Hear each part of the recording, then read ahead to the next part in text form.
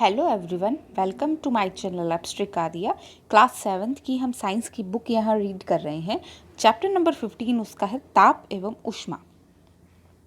किसी वस्तु का अन्य वस्तु की तुलना में गर्म या ठंडा होने का जो पता लगता है वो गुण ही हम क्या कहते हैं कि ताप कहलाता है। यानी ये वस्तु ठंडी है, इसका ताप कम है, ये वस्तु गर्म है तो इसका ताप अधिक है। ताप को किससे मापा जाता है? ताप को थर्मामीटर से मापा जाता है। प्रयोगशाला तापमापी क्या होती है? प्रयोगशाला तापमापी में पारा भरा होता है और इसकी परास -10 डिग्री सेल्सियस से 110 डिग्री सेल्सियस तक होती है। डॉक्टरी तापमापी जो होती है वो सेल्सियस और फ़ारेनहाइट दोनों में ही मापती है शरीर का ताप नापने के लिए। ठीक है, डॉक्टरी तापमापी का उपयोग लिया जाता है। इसकी परास डिग्री सेल्सियस में 35 डिग्री सेल्सियस से 42 डिग्री सेल्सियस तक या फिर 94 डिग्री फ़ारेनहाइट से 108 डिग्री फ़ारेनहाइट तक ये उपयोग आता है। शरीर का ताप जो हमारा होता है वो 37 डिग्री सेल्सियस या फिर इसे अगर फ़ारेनहाइट में नापेंगे तो 98.6 यानी 98.6 फ़ारेनहाइट हमारे शरीर का तापमान होता है। ये क्वेश्चन हमारे एग्ज़ाम में पूछा जाता है कि मानव शरीर का तापमान कितना होता है। तो यहाँ पर डिग्री सेल्सियस और फ़ारेनहाइट इनमें कन्फ्यूज़न दिया जाता है। बाकी सभी को पता होता है कि 37 डिग्री सेल्सियस और 98.6 फ़ारेनहाइट मानव शरीर के तापमान होता है। यहाँ पर जो क्वेश्चन मेजर घुमा के दिया जाता है उसमें 37 डिग्री फ़ारेनहाइट दे दिया जाता है या फिर 98.6 डिग्री सेल्सियस दे दिया जाता है, जो कि आपका आंसर यहाँ पर गलत हो जाता है। ऊष्मा का प्रवाह अधिक ताप वाली वस्तु से कम ताप वाली वस्तु की ओर रहता है। ठीक है, ये कंसेप्ट यहाँ पर क्लियर है। ठंडी और गर्म वस्तुओं में ऊष्मा का आदान प्रदान तब तक होता रहता है जब तक कि दोनों वस्तुओं का ताप समान नहीं हो जाता। अब ऊष्मा संचरण की जो विधियाँ हैं ये इंपॉर्टेंट विधियाँ हैं: चालन, संवहन और विकिरण। सबसे पहले हम चालन की बात करेंगे कि ठोस के एक सिरे को गर्म करने पर ऊष्मा ठंडे सिरे की ओर स्थानांतरित होती है, यानी ठंडा सिरा भी धीरे धीरे गर्म होने लग जाता है, तो ये ऊष्मा का चालन कहलाता है।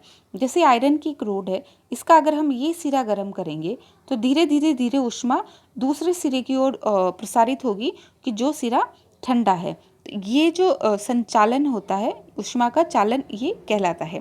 इसमें क्या होता है कि ये पदार्थ के कणों का आपस में एक दूसरे से कनेक्ट होना ज़रूरी है चालन के लिए। वे पदार्थ जिनमें ऊष्मा का चालन आसानी से हो जाता है उन्हें ऊष्मा के क्या कहते हैं? चालक कहते हैं। जिनसे ऊष्मा चालन नहीं होता उन्हें ऊष्मा के क्या कहेंगे? कुचालक या ऊष्मा रोधी कहते हैं। इसका सबसे बेस्ट एग्जाम्पल एबोनाइट, प्लास्टिक और लकड़ी है। वायु ऊष्मा की कुचालक होती है। इस लाइन पे बहुत सारे क्वेश्चंस यहाँ से बनते हैं कि जैसे सर्दियों के दिनों में जो हम वूलन पहनते हैं वो गर्म क्यों रहते हैं? क्योंकि वूलन के जो रेशे रहते हैं उनके अंदर वायु घुसी रहती है और वो वायु ऊष्मा के कुचालक का कार्य करती है। रज़ाइयों में ठंड नहीं लगने का काम यही है, यही कारण है। 2 कंबल अगर हम ओढ़ लेते हैं तो उनकी दोनों कंबल की लेयर के बीच में ऊष्मा यहाँ पर वायु होती है और वो दोनों कंबल की लेयर के बीच की वायु क्या करती है? वहाँ पर ऊष्मा कुचालक का कार्य करती है और अंदर की ऊष्मा बाहर नहीं जा पाती और बाहर की ठंडक अंदर नहीं आ पाती।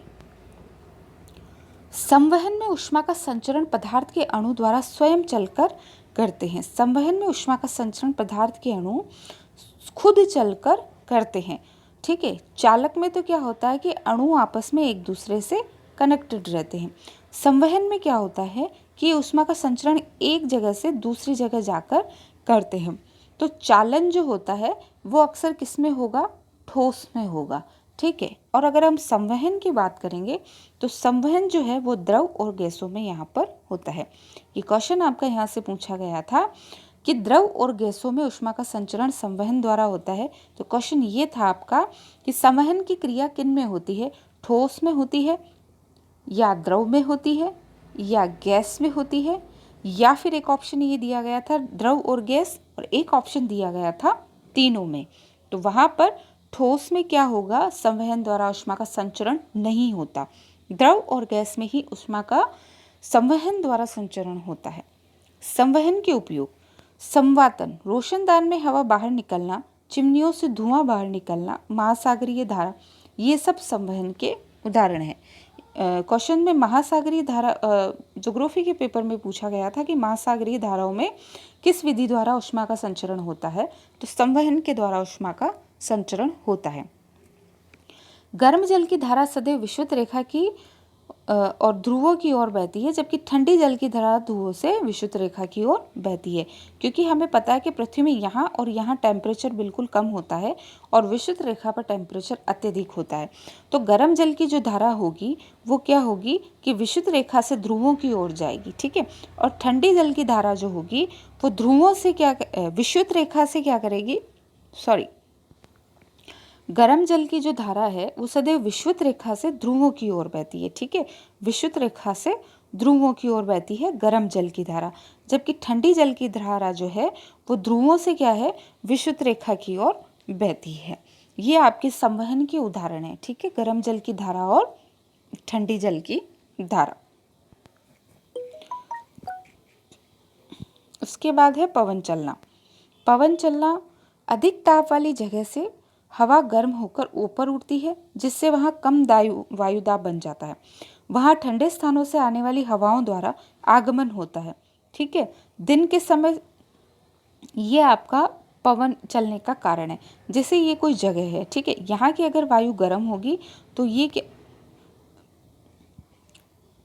एक जगह है, यहाँ से अगर वायु गर्म होती है तो ये ऊपर की ओर यहाँ से उठती है। वायु यहाँ से जब अपना स्थान छोड़ती है तो यहाँ पर क्या होगा, वायुदाब कम हो जाता है और कम वायुदाब के कारण दूसरी ठंडी हवा यहाँ पर आ जाती है। तो ये पवन के चलने का मुख्य कारण है वायुदाब में अंतर। ये हमने दाब वाले चैप्टर में भी पढ़ा था। वहाँ ठंडे स्थानों से आने वाली हवाओं द्वारा आगमन होता है, क्लियर। इसके बाद है कि दिन के समय समुद्र से स्थल की ओर बहने वाली धाराएं समुद्र समीर कहलाती है। दिन के समय क्या होता है कि समुद्र से स्थल की ओर जो हवाएं बहती है वो समुद्र समीर कहलाती है, और रात्रि के समय स्थल से समुद्र की ओर बहने वाली हवा को क्या कहते हैं, थल समीर। तो दिन में क्या होता है, दिन में समुद्र से स्थल की ओर बहती है हवाएं।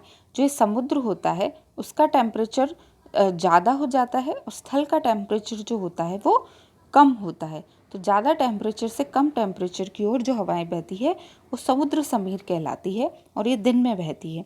जबकि रात में क्या होता है कि ज़मीन जो होती है वो हो जाती है ठंडी, और इस वजह से क्या होता है कि यहाँ से ज़मीन जो हो जाती है वो गर्म हो जाती है और यहाँ से फिर रात को ऊष्मा का संवहन होता है समुद्र की ओर। ये आपकी थल समीर कहलाती है। विकिरण द्वारा ऊष्मा का संचरण। बिना किसी माध्यम के निर्वात में भी ऊष्मा का संचरण क्या कहलाता है, विकिरण कहलाता है, ठीक है।